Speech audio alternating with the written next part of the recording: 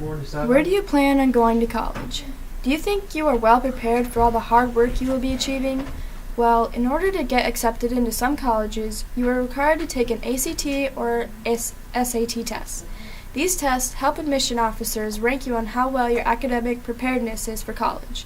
When you take these tests, you are competing against other applicants and you're wanting to try your best to get into that college you're interested in. But right now, I don't think these tests should affect how you get accepted into college.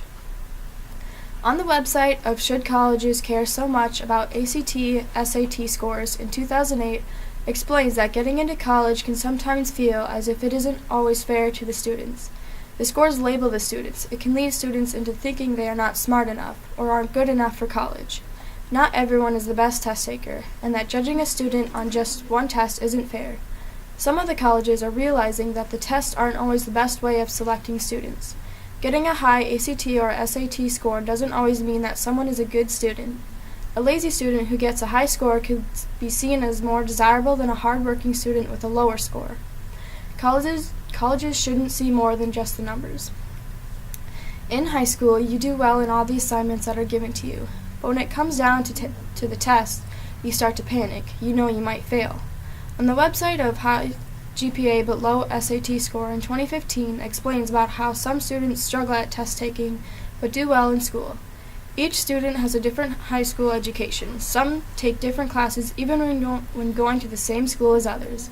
Although most admission officers know each high school in the U.S. very well, but they specifically don't know you.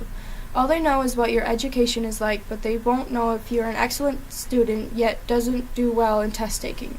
So these tests, they shouldn't be the answer in achieving your goals for what you want to do in your life and where you want to fulfill them. So in the end, it all makes it more difficult for the admission officers to rank you when you take different classes, even when going to the same school as your classmates. According to the website of Nurturing Wisdom in 2016, explains that during high school or any education, some students have problems with working memory and processing speed. Working memory is a part of the brain that stores information until we dismiss it from our minds. Some students are smart enough but can't keep the information in their mind long enough for it to become permanent. So when they study, they're not retaining the information over and over again. When a student struggles with preceding process, they have a hard time processing the information. They tend to take much longer to complete their homework. Processing speed becomes frustrating with some students because of the time needed to complete tasks. Some students feel as if they are not very smart because they are slower than others. Students should get a chance at going to college without having the difficulties of taking the ACT or SAT. On the website of Arguments for Against Standardized Testing in College Admissions in 2015 explains how the test can add too much stress to student lives. There are times where you're trying your best to get the score you want, but all the stress takes over your body and leads you into not doing so well on the test. The testing can also lead to a biased income, thinking that wealthy students become more prepared for the tests through better life experiences, such as high-quality schools and test prep tutors.